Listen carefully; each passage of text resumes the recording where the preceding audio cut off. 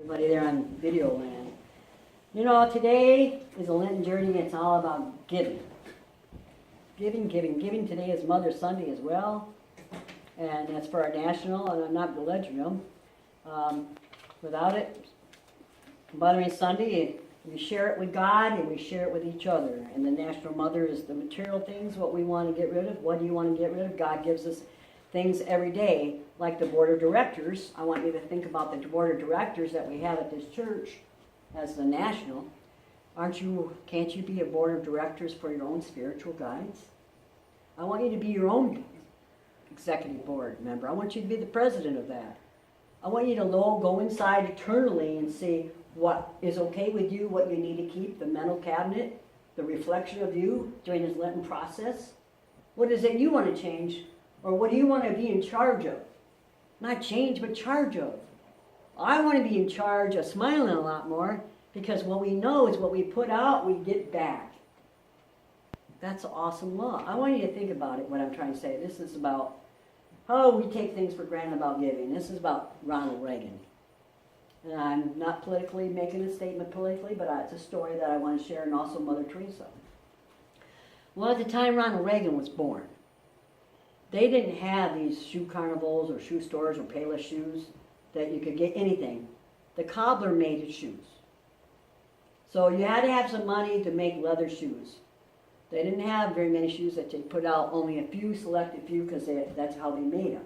Well, Ronald Reagan wanted a good pair of shoes, so the cobbler says to Ronald Reagan, well, do you want your shoe toe square or round? And Ronald Reagan says, I don't know really what I want to do with that. Can I ponder on that? Well, he says, sure enough. Well, he never came back, so the cobbler said, okay, the shoes had to be made, and he had to pick them up at a date, and he didn't give me. And finally, Ronald says, you know, when he called him back and said, Ronald, what do you want? You want a round toe or a square toe? And Ronald goes, I don't care, just surprise me. So he surprised him. He gave him a square toe. Then he got to look, and Ronald wore his shoes, and he picked them up, and he noticed they were different. But then he started watching on the street. Everybody didn't have no square toes. Everybody had rounded toes. And he thought how different he was.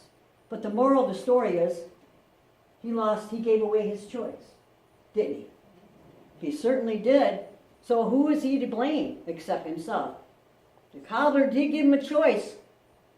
You have a choice right now about what you want to give, or what you want to do, or what you want to create. God created many choices for you, and how important it is to give. God gives us exactly what we want. The choices we made and the people that we meet up with. At one point, you need to choose. You have to make choices. You have to make choices to get out of bed. You got to make a choice to be a spiritual person. You had to make a choice today if you wanted to come to church or not. You had to make a choice if I wanted to be a reverend or not. Or I had to make a choice if I wanted to marry this man, or whatever we need to do. Everybody has to have choices. And what we do, God had to make a choice too. You're saying, how? Well, he did. He knew in his mind's eye, and his father told him and predicted his own death, that he was going to be in pain, and that he was going to have to do some major things that was going to happen to him. And I'll tell you, he already knew that was going to happen to him, because when he's in the garden by himself, his last hour before Judith was going to betray him, do you know what Jesus Christ went through? He got scared. He literally, anybody see the Passions of Christ? That gives you an idea. Well, in the Bible it says he went up to his disciples and says, by our need you're falling asleep. Now Jesus Christ is a pretty strong individual. He took on the world. You wouldn't think he needed them people, did you? But he did. Because he foreseen what was going to happen. I want you to put yourself in that. What would you do? You already know your death. I bet you a lot of people of you would make giving thoughts of, I want to give more to the needy. I want to go to heaven. When giving, you think about what I'm trying to say. He knew it, but he still gave himself, his life, to us. He gave himself to say, hey, I'm the way shower of the world. These are the examples I want you to live by. I gave it to you even though I knew what my death was going to be like. I gave you. That was his choice. if you think about that. The choice of God he was giving. What are you giving today? Are you giving yourself spiritually? Yeah, you are. I can tell you, Carol is. She might not be giving it in the till, or it don't matter. The till is important. We need to keep our bread basket open to keep our church full, yes. But she's given spiritually also by donating something that, what's surprising, that Carol works where she works at, and we're having problems in our basement, and that we got a beautiful lady that works at some place that we need to get this taken care of, and says, hey, I'm right there, I'm giving it to you. Well, is that coincidental? No, it's not. Was Carol supposed to be here at the right time, at the right place for her own spiritual growth? Absolutely, including Connie and Sally, including your today. The giving of that, she had a choice, but she's giving. The minute she comes in this door, what can I give? Anybody that has come in this door, including our friend you two, what can I give? You've never taken. I want you to look how beautifully you are, that your Christ light is. You give. Marty, you've given several times. At one time you can't, but by God, when you get it, what do you give? 100%. Everybody gives. We have a choice. Well, there's this one guy, I want to go with Mother Teresa too. And there's this guy that wanted to learn about Mother Teresa, and he was excited about wanting to work with her. And he was really got frustrated because even though he's been around Mother Teresa was constantly giving. I'm serious. That woman gave and gave and gave. And he was so excited because he got to be around her, but yet he's around her 24/7. He never had a chance. He got frustrated because he couldn't get a time to talk to her. Only a few minutes. He goes, she's saying, well, I'm sorry, I got to do this. This is a priority. And finally he says, you're going to be going to New Guinea. And he goes, if I buy a ticket at New Guinea to Mother Teresa, he came up and says, could I ride beside you while you're going to New Guinea, and while that whole entire time, could I really, I'll buy the ticket, and could I sit beside you and then talk to you about, to pick your brain of what you're like? You know what Mother Teresa's reply was to that fella? If you have enough money to New Guinea to buy a ticket, then you need to give to the poor more. I can't show you anything of what you can give to those people. They can teach you more. Isn't that the truth? She says that she's nothing, but his reactions is everything. You give to the needy, they can teach you more. That came out of her mouth. That was a true thing that happened. And if you got money to do that, then you can give to New Guinea people. I can't show you nothing, but you can learn yourself a choice you make by giving to the poor. I can teach you, that'll teach you more than what I can teach you. And you know, the Pharisees, the friar tucks, they thought they could buy themselves to heaven by keeping those money. They only wanted to hang with the rich. They had the special garbs, like the little people that were in Jesus' time frame, and Jesus Christ wore rags. He wore a dress, and people would call that. That's what they call it right now. I don't know what they really call it, but that's what they would call it as. And then our beautiful John the Baptist just wore camel hairs. He ate locusts. And here we got people that are in the synagogues. They had their hats, blood, and jewels, and you could tell they wanted to be recognized as a reverend. How important they were. They weren't important. What's important is the works. They weren't going to get to heaven because of their riches, what they were saving. And there's a story about this widow and the mite. Jesus talks about, and I want to talk about that a little bit. The two mites in the Roman time frames were the cheapest little coins that you could have. And this woman was so poor, she didn't eat very much. And she's old. But she took a new concept of Jesus Christ, of his beliefs. When they came and said, okay, this is what you need to do to get to heaven. It's the same thing as our principles of our laws. What we put out, we get back. The secret class tells us if you want something to manifest it, keep visualizing, it'll come to you, including money. Same principle when I'm talking about the widow's mite. It's just in the old time frame and biblical. I want you to think about that. It's another thing that's not new. The secret class is not new. Everything else ain't new. This has been in the Bible way before the secret class, way before spiritualism, way before the metaphysics. She believed in it. And Jesus Christ was that teacher. So how old's the teaching? It's just Jesus Christ's teachings. Beware of teachers or regionals, for they love to wear the robes, and the rich and the solitaires of being important. They have everyone to bow down to them as they walk by.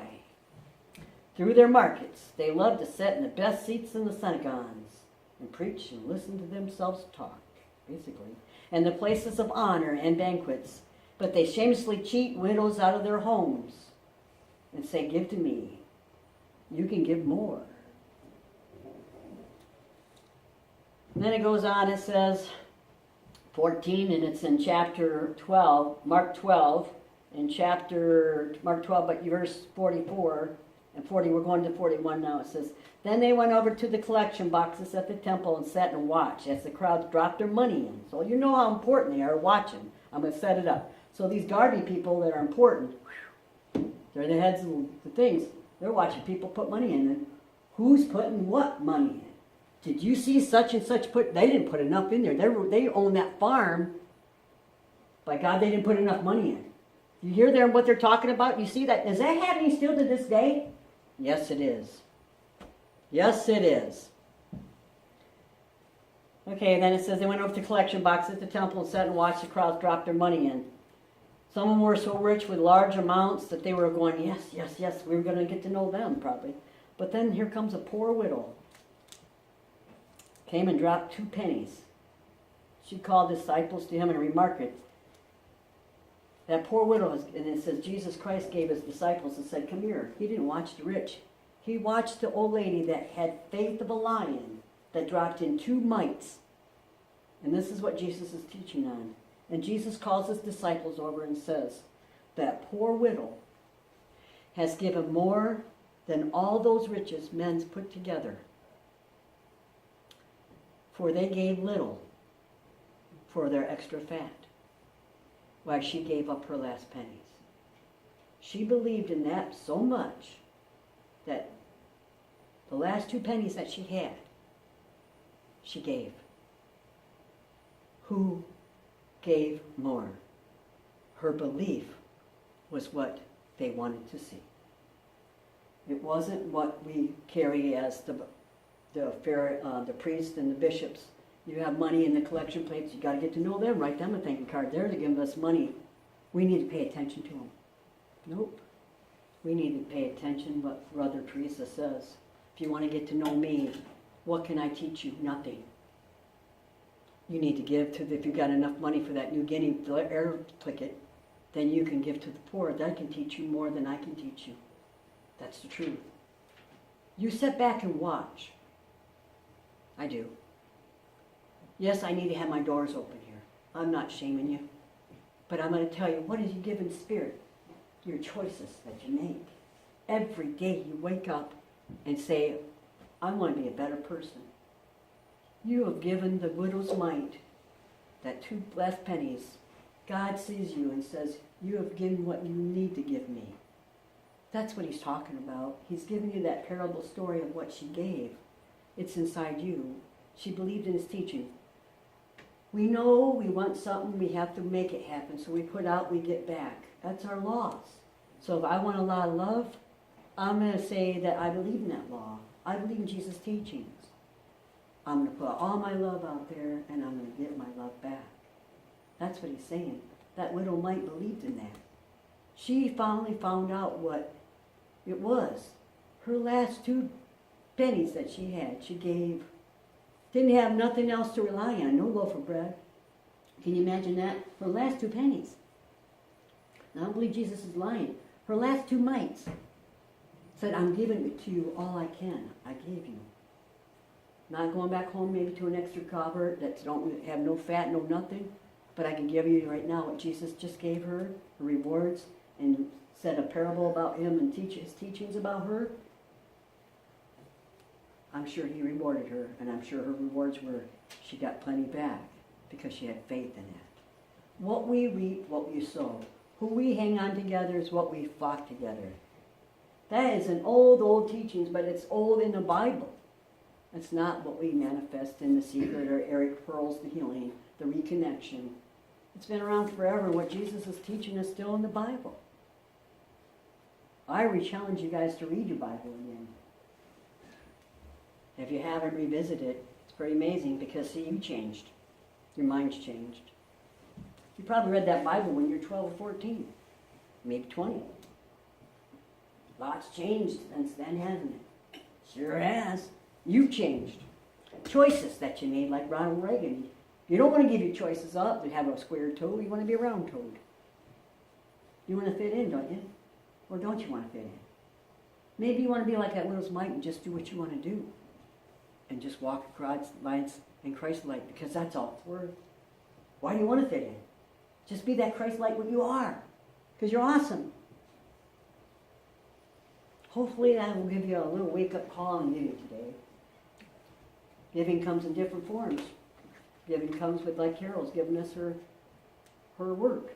And says, I got something to give you. What's coincidental? Nope, Bunker knew it. Said, hey, Carol, wake up. You don't know me, but I'm going to send an angel to you, and I'm going to keep vibrating. And you got two other Carol. Carol, you're going to bring me your sister, Connie, Vern, and Jeanette. Coming years. They're not coincidental. Sister here in Christ, wake up. You got to be a reverend. Reverend Betty's going to teach you. God bless each and one of you. That's my parables for you today. She'd make it good like it. That's right, she will. Dang right she will. God bless each and one of every one of you.